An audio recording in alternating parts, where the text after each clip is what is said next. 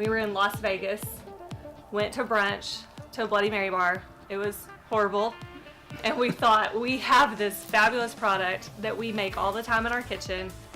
Let's get it out there.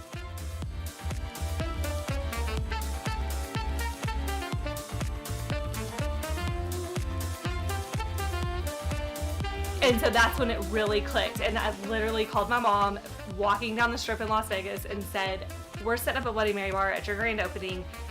Put it on the flyer. And she said, okay. And we had 6 weeks, I think, at that point to come home and bust tail to get a bottle, get a label. Built it in our kitchen. Sold out that evening out of every bottle we had. Got up the next morning and came and served Bloody Marys, but we couldn't sell anymore because we were sold out. And it was just exciting, and it got us just really rolling.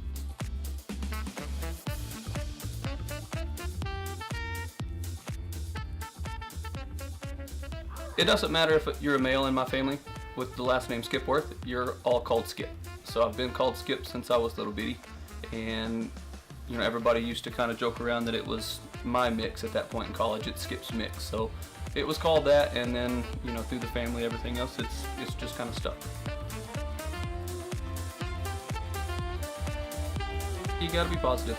You have to keep a positive attitude, because you're gonna have times in business that you go out there and you pitch it to somebody and you get shot down. You get shot down. You get shot down. But with that, you continue to grow with the good ones, celebrate the good times, and move past the times that it doesn't work out.